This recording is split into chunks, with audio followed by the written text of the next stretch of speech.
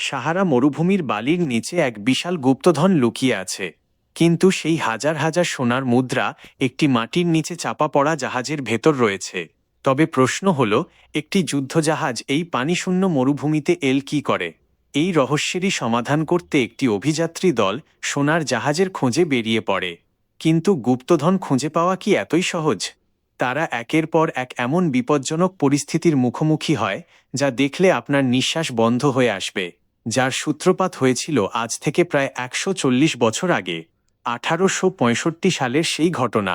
সময়টা ছিল ১৮৬৫ সাল। আমেরিকার গৃহযুদ্ধ তখন একেবারে শেষ পর্যায়ে। কনফেডারেট আর্মি যুদ্ধে হেরে যাচ্ছিল এবং তাদের রাজধানী রিচমন্ডের পতন ছিল প্রায় নিশ্চিত।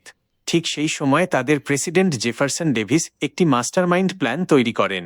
তিনি তার সমস্ত জমিয়ে রাখা সোনা সিএসএস টেক্সাস নামের একটি বিশেষ যুদ্ধজাহাজে লোড করার নির্দেশ দেন। একই সাথে ৫টি বিশেষ সোনার মুদ্রা তৈরি করা হয়, যার একটি দেওয়া হয় জাহাজের ক্যাপ্টেন ম্যাসেন টুম্বসকে। এরপর রাতের অন্ধকারে তীব্র গোলাগুলির মধ্যে ক্যাপ্টেন তার জাহাজ নিয়ে আটলান্টিক মহাসাগরের দিকে পালিয়ে যাওয়ার চেষ্টা করেন। কিন্তু কামানের গোলায় যখন চারপাশ কেঁপে উঠছিল, তখন ক্যাপ্টেন জাহাজের সব আলো নিভিয়ে দেন, যাতে শত্রুপক্ষ তাদের আর দেখতে না পায়। কিন্তু এরপর রাতের অন্ধকারে সেই জাহাজটি শেষ পর্যন্ত কোথায় হারিয়ে গেল তা আজও পুরো পৃথিবীর কাছে এক মস্ত বড় না বলা রহস্য হয়ে আছে। বর্তমান সময় নাইজেরিয়ার লাগোস শহর। ইতিহাসের সেই রোমাঞ্চকর ফ্ল্যাশব্যাকের পর আমরা ফিরে আসি বর্তমান সময়ে নাইজেরিয়ার লাগোস শহরে। এখান থেকেই এই সিনেমার গল্প একটি ডার্ক মেডিকেল থ্রিলারের রূপ নেয়। বিশ্ব স্বাস্থ্য সংস্থার দুজন নিবেদিতপ্রাণ চিকিৎসক, ইভা রোজাস এবং ফ্রাঙ্ক হপার, একটি অদ্ভুত ও ভয়ানক রোগ নিয়ে অনুসন্ধান করছিলেন। এই রোগে আক্রান্ত মানুষের শরীরে ক্ষত তৈরি হচ্ছিল, ধীরে ধীরে তাদের চোখের দৃষ্টি চলে যাচ্ছিল এবং খুব দ্রুতই তারা মৃত্যুর কোলে ঢলে পড়ছিল। ইভা একজন অসুস্থ ছেলের চিকিৎসা করার সময় জানতে পারেন যে ছেলেটি কিছুদিন আগে তার বাবার সাথে পার্শ্ববর্তী দেশ মালিতে গিয়েছিল। এর অর্থ এই ভয়ানক রোগের আসল উৎস হল মালি। কিন্তু সমস্যা হল, মালি এই মুহূর্তে একটি ভয়াবহ গৃহযুদ্ধের মধ্য দিয়ে যাচ্ছে। এই যুদ্ধটি সেখানকার একজন নিষ্ঠুর মিলিটারি ডিক্টেটর নিয়ন্ত্রণ করছেন, যার নাম জেনারেল কাজিম। তাই এত ঝুঁকিপূর্ণ দেশে বিশ্ব স্বাস্থ্য সংস্থা কোনোভাবেই তাদের মেডিকেল টিম পাঠাতে রাজি হচ্ছিল না। ইভা মনে মনে সিদ্ধান্ত নেন যে তিনি যে কোনো মূল্যে এই রোগের আসল কারণ খুঁজে বের করবেন। তাই ইভা সেই অসুস্থ ছেলেটির বাবাকে খুঁজতে একটি নির্জন লাইটহাউসে যান। কিন্তু সেখানে গিয়ে তিনি দেখেন সেই লোকটি ইতিমধ্যেই ওই অদ্ভুত রোগে ছটফট করে মারা গেছেন। তাই ইভা ভাইরাসের তদন্তের জন্য ওই লোকটির রক্তের নমুনা সংগ্রহ করছিলেন। কিন্তু ঠিক তখনই মুখোশ পরা এক আততায়ী হঠাৎ ছুরি নিয়ে তার ওপর হামলা করে বসে। এই লোকটি কোনোভাবেই চাইছিল না যে ইভা এই রোগের আসল রহস্য জানতে পারুক। যখন মনে হচ্ছিল বাঁচার আর কোনো উপায় নেই, ঠিক তখনই লাইফ সেভার হয়ে এন্ট্রি নেন সিনেমার প্রধান নায়ক ডার্ক পিট। ডার্ক এবং তার প্রিয় বন্ধু আল জর্ডিনো মিলে সেই খুনির সাথে এক বিপজ্জনক ফাইট করেন এবং ইভার জীবন বাঁচান। এখানে পরিচয় হওয়ার পর জানা যায় যে ডার্ক পিট আসলে নুমা নামের একটি সামুদ্রিক সংস্থার হয়ে কাজ করেন। তাদের মূল কাজ হল সমুদ্রের নিচে হারিয়ে যাওয়া পুরনো ঐতিহাসিক জিনিসপত্র খুঁজে বের করা। জ্ঞান ফেরার পর ইভা নিজেকে নুমার একটি হাইটেক রিসার্চ জাহাজে আবিষ্কার করেন। সেখানে তার দেখা হয় তাদের বস অ্যাডমিরাল স্যান্ডেকারের সাথে। অ্যাডমিরাল তাকে জানান যে ডার্ক পিট কোনো সাধারণ নাবিক নন, বরং তিনি একজন উঁচু দরের ট্রেজারি হান্টার। তার জীবনের একমাত্র লক্ষ্য হল সেই হারিয়ে যাওয়া সিএসএস টেক্সাস জাহাজটি খুঁজে বের করা, অর্থাৎ যে জাহাজে হাজার হাজার সোনার মুদ্রা লুকিয়ে আছে। এদিকে ডার্ক পিট এক ব্ল্যাক মার্কেট ডিলারের কাছ থেকে একটি অদ্ভুত সোনার মুদ্রার কথা জানতে পারেন, যা দেখে তার চোখ ছানা বড়া হয়ে যায়। তিনি অ্যাডমিরালকে নিশ্চিত করেন যে এটি কোনো সাধারণ মুদ্রা নয়, এটি খোদ জেফারসন ডেভিস কর্তৃক তৈরি সেই বিশেষ মুদ্রা যা সিএসএস টেক্সাসের ক্যাপ্টেনের কাছে ছিল। ডিলার জানায় এই মুদ্রাটি মালির নাইজার নদীর তীরে অবস্থিত একটি গ্রাম থেকে পাওয়া গেছে। এর মানে হল জাহাজটি আটলান্টিক মহাসাগর পাড়ি দিয়ে সরাসরি আফ্রিকায় চলে এসেছিল। অ্যাডমিরাল প্রথমে মালির মতো বিপজ্জনক যুদ্ধক্ষেত্রে টিম পাঠাতে রাজি ছিলেন না, কিন্তু ডার্ক পিটের জেদের কাছে হার মেনে তিনি তাদের মাত্র ৩ দিনের অনুমতি দেন। এরপর ডার্ক এবং আলমালির উদ্দেশ্যে রওনা হন, কিন্তু পথিমধ্যে ডক্টর ইভাও তাদের সাথে যোগ দেন, কারণ এই রোগের সূত্রপাতও মালি থেকেই হয়েছিল। এভাবেই একটি স্পিডবোটে করে নাইজার নদীর পথ ধরে তাদের এক মহাকাব্যিক যাত্রা শুরু হয়। কিন্তু তারা বিন্দুমাত্র টের পাননি যে বন্দর থেকে বের হওয়ার সময় সেই মুখোশধারী খুনি দূর থেকে তাদের ওপর কড়া নজর রাখছিল। এখন মালির এই বিপজ্জনক মরুভূমিতে ইভার জন্য আসলে কি অপেক্ষা করছে তা তারা কল্পনাও করতে পারছিলেন না। এখন প্রশ্ন হল, ডার্ক পিট কি সত্যিই বালির নিচে হারিয়ে যাওয়া সেই জাহাজটি খুঁজে পাবেন, নাকি কাজিমের নির্মম বাহিনীর হাতে তারা সবাই প্রাণ হারাবেন এবং নাইজার নদীতে স্পিডবোট ছুটিয়ে ডার্ক, আল এবং ডক্টর ইভা এক অজানা গন্তব্যের দিকে এগিয়ে যেতে থাকেন। এই নদীর পথ ধরে যাওয়ার সময় ডার্ক ইভাকে সিএসএস টেক্সাস জাহাজের গল্প শোনান। এরপর তারা লাভাজাঙ্গা নামের একটি বন্দরে পৌঁছান, যেখানে তাদের মিশনটি পুরোপুরি দুই ভাগে বিভক্ত হয়ে যায়। সেখান থেকে ডক্টর ইভা আসালাহা নামের এক দুর্গম গ্রামের দিকে রওনা হন, কারণ এই গ্রাম থেকেই সেই অদ্ভুত ও প্রাণঘাতী রোগের প্রথম সূত্র পাওয়া গিয়েছিল। অন্যদিকে ডার্ক এবং আলগাঁও শহরের আশেপাশে তাদের স্বপ্নের জাহাজটি খোঁজার মিশনে নেমে পড়েন। ডার্কের লক্ষ্য ছিল সেই লোকটিকে খুঁজে বের করা যে ওই বিশেষ সোনার মুদ্রাটি পেয়েছিল। কিন্তু ভাগ্য তাদের সাথে এক বড় খেলা খেলে, কারণ তারা জানতে পারেন যে সেই লোকটি ইতিমধ্যেই মারা গেছে। এমন পরিস্থিতিতে ডার্ক এখন কি করবেন? সোনার সন্ধান পাওয়ার মতো কোনো সূত্রই এখন তার হাতে নেই, কিন্তু ডার্ক সহজে হার মানার পাত্র নন। তিনি বুদ্ধি খাটিয়ে কাছের একটি মসজিদে যান এবং ওখানকার ইমামের সাথে কথা বলেন। সেখানে মসজিদের ইমাম পুরনো রেকর্ড এবং বইপত্র দেখে ডার্ককে এমন কিছু তথ্য দেন যা শুনে ডার্কের মাথা ঘুরে যায়। 140 বছর আগে এক বড় ঝড়ের পর একটি পুরোপুরি ভাঙাচোরা জাহাজ এই লাভাজাঙ্গা বন্দরের দিকে ভেসে এসেছিল, কিন্তু সেই জাহাজে কেউ জীবিত ছিল না। এই কারণে স্থানীয় মানুষ সেই ভুতুড়ে জাহাজটি দেখে খুব ভয় পেয়ে যায় এবং সেটি ধীরে ধীরে গাঁও শহরের দিকে ভেসে যায়। এ কথা শুনে ডার্ক এবং আলের উত্তেজনার পারদ চরমে পৌঁছায়। তারা এবার সিদ্ধান্ত নেন যে নদীর তলদেশে ভালো করে তল্লাশি চালানো হবে। তাই তারা গোল্ড ডিটেক্টর নিয়ে নদীর নিচে জাহাজের ধ্বংসাবশেষ খুঁজতে শুরু করেন। কিন্তু জাহাজের পরিবর্তে তারা নদীর তলদেশে অদ্ভুত লাল রঙের শ্যাওলা দেখতে পান। নদীর নিচে এমন শ্যাওলা থাকার মানে হল পানিতে অক্সিজেনের মাত্রা একেবারে শূন্য এবং তাতে কোনো বিপজ্জনক কেমিক্যাল মেশানো হচ্ছে। ঠিক এই সময় গল্পের অন্যদিকে ফ্রেঞ্চ বিলিয়নিয়ার ইভ মশার্দ এবং মালির ডিক্টেটর জেনারেল কাজিমের মধ্যে একটি গোপন মিটিং চলছিল। এখানে মশার্দ কোনোভাবেই চায় না যে বাইরের দুনিয়া বা বিশ্ব স্বাস্থ্য সংস্থা এই রোগ সম্পর্কে কিছু জানতে পারুক। তাই সে কাজিমকে কড়া নির্দেশ দেয় যেন ডক্টর ইভাকে যে কোনো মূল্যে থামানো হয়। এদিকে কাজিমের আদেশে মালির সিভিল আর্মি পুরো নদীতে ডক্টর ইভাদের খুঁজতে শুরু করে এবং একসময় তারা ডার্কদের স্পিড বোটটি আটকে দেয়। যখন অফিসাররা ইভার ব্যাপারে জিজ্ঞাসাবাদ করে, তখন ডার্কের মাথায় সঙ্গে সঙ্গে অ্যালার্ম বেজে ওঠে যে ইভা আসলে বড় বিপদে আছেন। কিন্তু ডার্ক একেবারেই কুল মাইন্ডসেট বজায় রাখেন। তিনি আর্মিদের দিকে একটি দড়ি ছুঁড়ে দেন এবং তারা সেটি ধরা মাত্রই ডার্ক ফুল স্পিডে বোট চালিয়ে দেন। এতে আর্মিদের বোটটি পুরোপুরি উল্টে যায়, কিন্তু ততক্ষণে চারপাশ থেকে আরও বেশ কিছু বা মিলিটারি বোট এসে তাদের ঘিরে ফেলে। শুরু হয় এক শ্বাসরুদ্ধকর বোট তো গোলাগুলি চলতে থাকে। কিন্তু যখন মনে হচ্ছিল বেঁচে ফেরার আর কোনো পথ নেই, তখন ডার্ক তার বন্ধু আলকে একটি স্পেশাল সিগন্যাল দেন, যার কোড নেম ছিল পানামা। এই পানামা হলো তাদের একটি নেভি ট্রিক, যার অর্থ হলো তারা এখন নিজেদের বোটটিকেই টাইম বোম বানাতে চলেছেন। আল খুব দ্রুত বোটের ফুয়েল ট্যাঙ্কের পাইপ কেটে দেয় এবং সেখানে একটি জ্বলন্ত, তারপর দুজনেই বোট থেকে সরাসরি নদীতে লাফিয়ে পড়েন। মিলিটারি বোটগুলো যখন ডার্কদের ধরার জন্য একদম কাছে চলে আসে, ঠিক তখনই সেই এপিক ব্লাস্টটি ঘটে। এই ধাক্কার পর ডার্ক এবং আল কোনো মতে সাঁতরে নদীর তীরে পৌঁছান, কিন্তু তাদের একমাত্র বাহন এবং সমস্ত ইকুইপমেন্ট এখন নদীর নিচে। আল কিছুটা ফ্রাস্ট্রেটেড হয়ে বলে যে অ্যাডমিরাল যে 3 দিনের ডেডলাইন দিয়েছিলেন তা তো শেষ হয়ে গেল, এখন ফিরে যাওয়া ছাড়া আর কিছু করার নেই। কিন্তু ডার্ক পিট তো রিয়েল লাইফ সুপারম্যান। তিনি তার অন্য বন্ধু রুডিকে অ্যাডমিরালদের কাছে খবর পাঠানোর জন্য পাঠিয়ে দেন। ডার্ক বুঝতে পারেন যে নদীর পানিতে এই কেমিক্যাল, কাজিমের এই পাগলামি এবং ইভাদের ইনভেস্টিগেশন, এই সবকিছুর মধ্যে কোনো ডেডলি কানেকশন আছে। তাই এখন ইভাকে বাঁচাতে হবে, কারণ কাজিমের টার্গেট এখন আশালাহা গ্রামে থাকা ডক্টর ইভা। তাই ডার্ক এবং আল উট ভাড়া নেন এবং সেই ভয়ানক মরুভূমি চিরে আসালাহা গ্রামের দিকে রওনা হন। মরুভূমির এই অংশটি কতটা ডেঞ্জারাস হতে পারে তা হয়তো আপনারা কল্পনাও করতে পারছেন না। একপাশে মাথার ওপর আগুনের মতো রোদ, অন্যদিকে ডার্ক এবং আল উটের পিঠে চড়ে সেই আসালাহা গ্রামের দিকে এগিয়ে যাচ্ছেন। কিন্তু এদিকে আসালাহা গ্রামে ডক্টর ইভাদের জন্য সম্পূর্ণ ভিন্ন এক ভয় অপেক্ষা করছিল। ইভারা সেই গ্রামে পৌঁছে দেখেন যে পুরো গ্রামটি যেন একটি কবরস্থানে পরিণত হয়েছে। মানুষের কথা তো দূর, গ্রামের গবাদি পশু পর্যন্ত সেই অদ্ভুত মরণব্যাধিতে মারা গিয়ে চারপাশে পড়ে আছে। ইভারা বুঝতে পারেন যে গ্রামের সব মানুষ এই রোগেই মারা গেছেন, তাই তারা দেরি না করে লাশগুলো দাফন করার ব্যবস্থা করেন।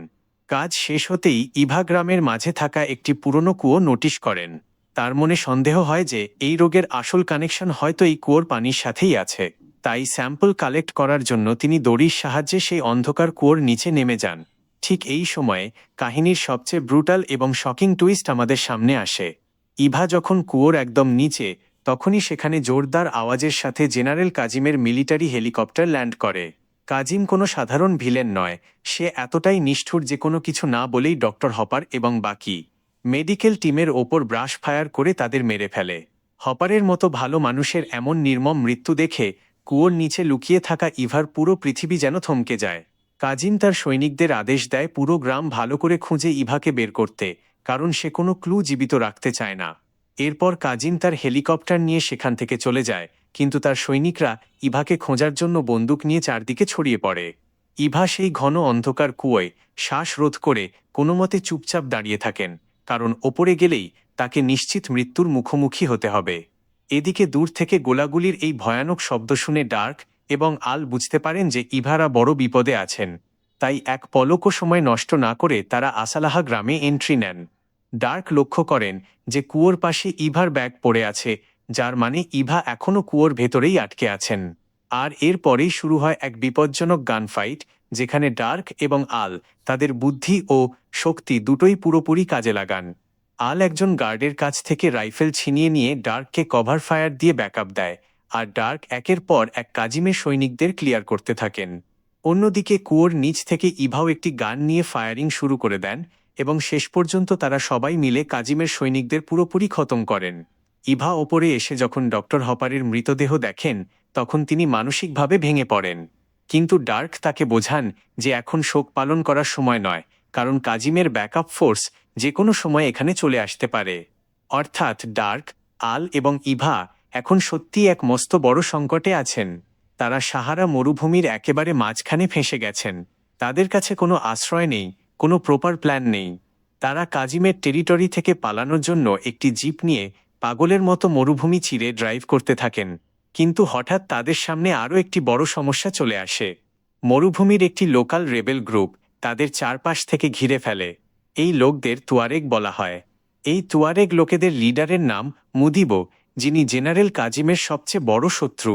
কিন্তু ডার্করা তা জানতেন না, তাই তারা বাধ্য হয়ে এই রেবেল গ্রুপের সামনে সারেন্ডার করেন। ডার্ক ও ইভাদের ভাগ্য ভালোই বলতে হবে, কারণ তুয়ারেগ লিডার মুদিবো তাদের কাজিমের স্পাই ভেবে মারেননি, বরং তাদের আসল উদ্দেশ্য জানার পর তাদের একটি গোপন জায়গায় নিয়ে যান।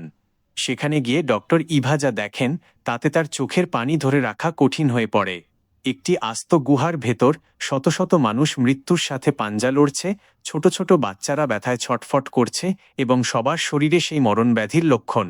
ইভা এক সেকেন্ডও সময় নষ্ট না করে তার মেডিকেল কিট বের করে ওই এলাকার পানি পরীক্ষা করতে বসে যান এবং রেজাল্ট হাতে আসতেই তিনি ডার্ককে যা বলেন তা শুনে সবার পায়ের নিচ থেকে মাটি সরে যায়। ইভা কনফার্ম করেন যে এটি আসলে কোনো ছোঁয়াচে রোগ বা মহামারী নয়, এটি পিওর কেমিক্যাল পয়জন, অর্থাৎ অত্যন্ত বিপজ্জনক বিষ। এই বিষাক্ত কেমিক্যাল মানুষের রক্তে মিশে ইমিউন সিস্টেমকে পুরোপুরি ধ্বংস করে দিচ্ছে এবং এভাবেই দিন দিন এই নিরীহ মানুষগুলো ধীরে ধীরে মারা যাচ্ছে। কিন্তু এখন সবচেয়ে বড় প্রশ্ন হলো, কাজিম বা অন্য কেউ কেন গ্রামের কুয়োয় রোজ রোজ এমন বিষ মিশাবে? যখন কেউ এই লজিক বুঝতে পারছিল না, তখন আল কিছুটা রিল্যাক্স করার জন্য গ্রামের বাচ্চাদের সাথে ফুটবল খেলতে শুরু করেন। খেলতে খেলতে বলটি একটি অন্ধকার গুহার ভেতর চলে যায় এবং আল সেটি আনতে যান। সেখানে তিনি এমন একটি জিনিস আবিষ্কার করেন যা পুরো সিনেমার গল্পকে এক ঝটকায় ঘুরিয়ে দেয়। গুহার দেওয়ালে একটি অদ্ভুত পুরনো পেইন্টিং তৈরি করা ছিল এবং সেটি দেখে আল এক্সাইটেড হয়ে ছুটে আসেন এবং ডার্ককে ডেকে আনেন। ডার্ক এসে দেখেন যে পেইন্টিংটিতে পরিষ্কার একটি যুদ্ধজাহাজের ছবি আঁকা আছে এবং সেটি দেখতে অবিকল সিএসএস টেক্সাসের মতো। অর্থাৎ তাদের স্বপ্নের জাহাজটি সমুদ্রের কোনো গভীরে হারিয়ে যায়নি, বরং এই সাহারা মরুভূমির কোনো বালির ঢিবির নিচে চুপচাপ চাপা পড়ে আছে। মরুভূমির ভেতর পুরো যুদ্ধজাহাজ এলো কি করে?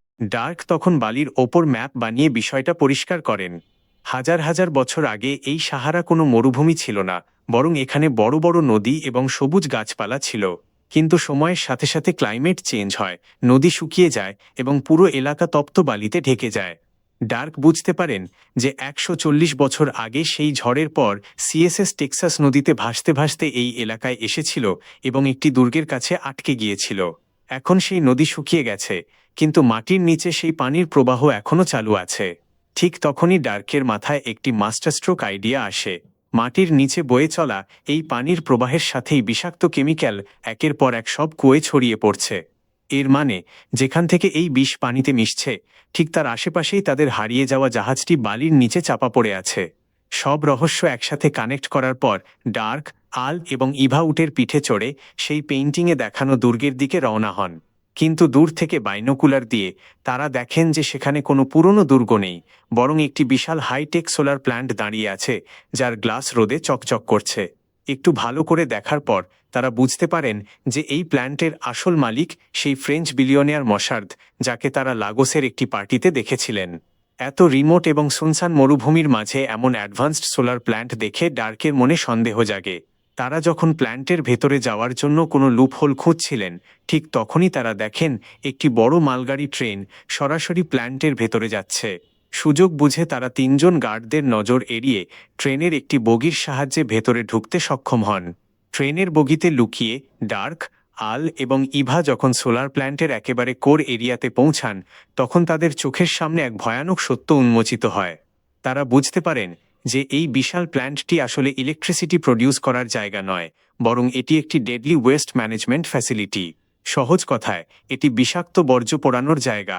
বিলিয়নিয়ার মশার্দ দুনিয়ার বিভিন্ন প্রান্ত থেকে হাজার হাজার টন ইন্ডাস্ট্রিয়াল ওয়েস্ট টাকা নিয়ে এখানে নিয়ে আসে এবং সাহারার চরম রোদ ব্যবহার করে তা পুড়িয়ে এক ধরনের মেটাল তৈরি করে, যার দাম সোনার চেয়েও বেশি। কিন্তু শকিং টুইস্ট হল, এই মেটাল তৈরির সময় একটি বিষাক্ত কেমিক্যাল নির্গত হয়, যার লাইন সরাসরি মাটির নিচের সেই পুরনো নদীতে ছেড়ে দেওয়া হয়েছে, পর্যন্ত পৌঁছে যাচ্ছে।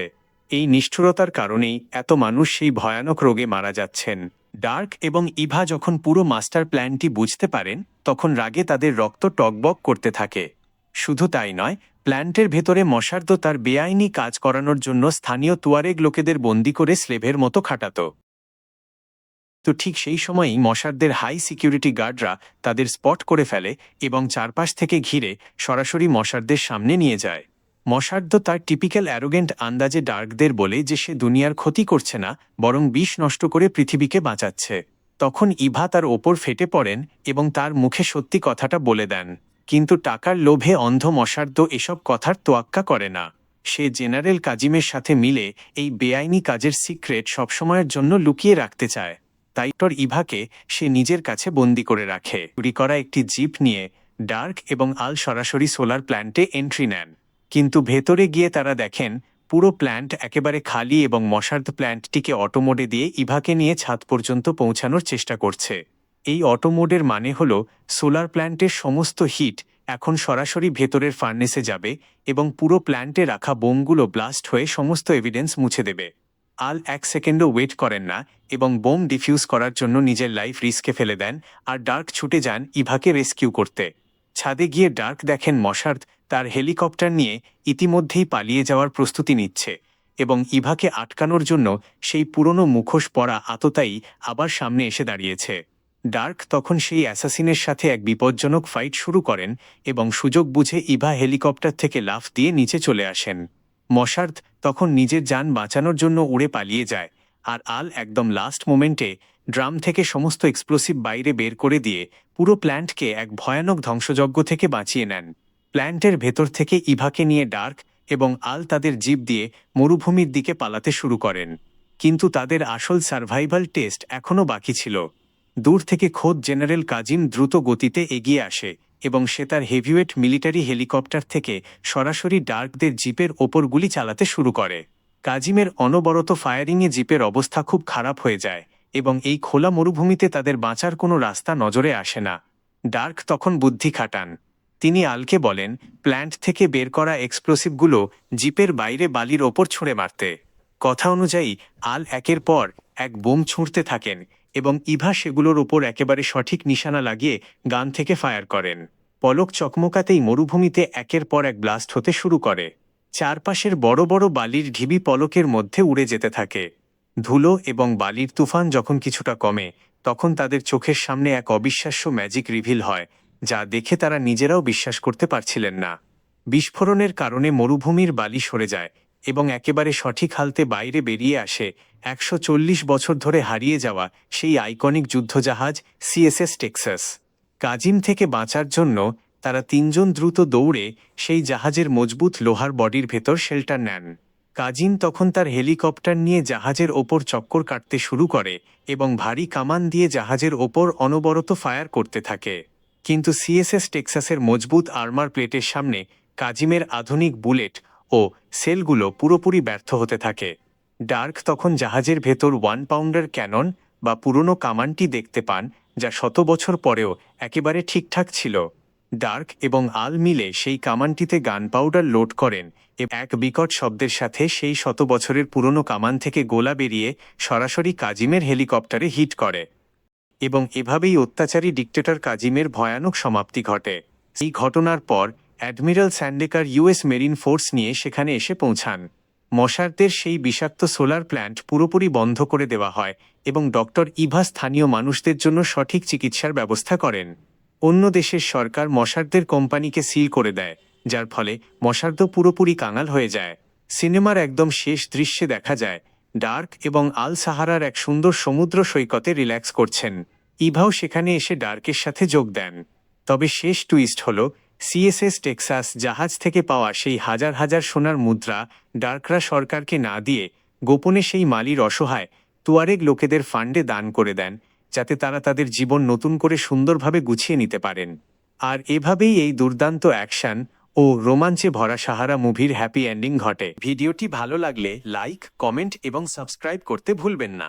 আর পাশে থাকা বেল আইকনটি অবশ্যই অন করে দেবেন, যাতে পরবর্তী ধামাকা মুভি এক্সপ্লেনেশনের আপডেট সবার আগে আপনার কাছে পৌঁছায়।